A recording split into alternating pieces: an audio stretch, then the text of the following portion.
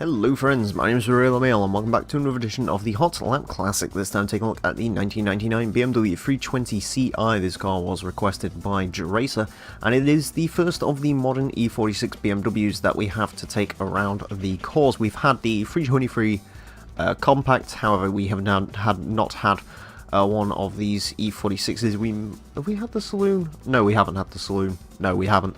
Yeah, anyways, of course, this one does have a racing modification. If you want to see how the coupes are running racing mods, click the list below and you can sort of see all of the cars used for the Hot Lap Classic, and you can see which ones are running race mods and which ones aren't.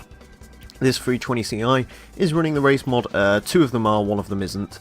This one is front-engined rear-wheel drive, 308 horsepower, a hell of a lot of torque actually, considering the power figure, 1229 kilos rear-wheel drive, which does mean that I'm not expecting this to be hugely quick, not expecting a whole lot out of all of the BMWs, but to find out how well it will do, it is going to get 6 laps of the Motorsports Land track to set the best time it possibly can. Currently there's Suzuki Scudo Pike Speaker Conditioner, that's at a time of 27.710, the BMW unlikely to beat that. Of course, the only other BMW we've had around the 323 Ti Compact did not run a racing mod. I believe was on slightly more power than this, and that got a 32.970, I want to say, off the top of my head. That was one of the very few times I actually remember. This one is naturally aspirated, it's worth pointing out. The 323, actually, all of the cars can accept turbocharging, however, to sort of differentiate, make it a little bit more interesting, I've decided to run the 320 Ci with natural aspiration. The 323 Ci, I believe, is going to be running a turbo and no racing mod, and the 328 Ci, or 323 Ci, is going to be turbo, no racing mod, and the 328 Ci is going to be turbo and racing mod, so there you go. I will also just quickly say, this car has already done spectacularly well. It got a 32.731 on its first lap, which is incredible. I actually wasn't even paying attention. That's very, very quick, actually. That's a lot quicker than I was really... Wow, 32.129. Okay, we might have a bit of a surprise on our hands here. Like I said, I was not expecting the BMW to be this quick. It is, you know, it's only a rear-wheel drive coupe. It's one of the heavier ones. You know, I was going to put it, you know, more towards some of the weirder rear-wheel drive coupes we've had, like Corvettes haven't done particularly well around here. I think the Viper did well, but you know, stuff like the Corvettes and some of the more obscure coupes like the Toyota Sora. But no, apparently it's more sort of edging itself towards the Mazda RX-7 and some of the rear-wheel drive Skylines, which have been sort of a 31.7s, 0.8s, 0.9s, stuff like that. So yeah, BMW very surprising in that aspect. I believe this probably weighs more than the RX-7s and the Skylines and so on and so forth.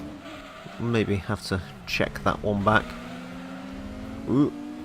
It's not immune. It's one of those cars which looks like the more I try and push it, the more it's going to be a little bit of an arse to drive. But yeah, I mean, I'm already... Ooh. Yeah, just can't quite jump on the power where I'd like to, which is, of course, the downside of rear-wheel drive. You sort of have to let the car build up to sticking your foot down, and there's no real throttle control in this game. It's basically you press the button all the way down and get all power, or you get no power. That's just the way PS1 games work. So, it does make throttle control a little tricky. Gonna take the hill line through there. Apparently that does seem to help the car out a little bit. Coming around here. Ooh. Oh no. God damn it. Got the car caught on a wall. Yeah, that's not going to make this any quicker. Bit of a shame really, because I do genuinely think this car could have got under 32 seconds. But nevertheless, I mean, you know, the times are pretty consistent.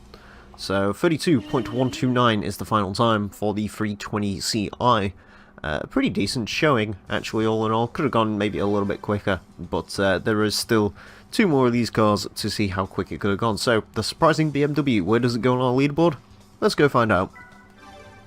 On to the leaderboard then, and the BMW 320ci goes into 97th place with a 32.1291, not a bad time for a vehicle of its caliber. It does beat a Honda Accord Type R, Honda CRX, Nismo 270R, does lose out slightly to the Celine SR wide-body TVR Cerbera, and the Toyota MR2, but not a bad time for the BMW. Anyways, I hope you enjoyed this episode of the Hot Lap Classic. As always, if you want to request cars for this series, you can do so in the comment section and go into the description for a full request list form. Thank you all very much for watching, and until next time, farewell.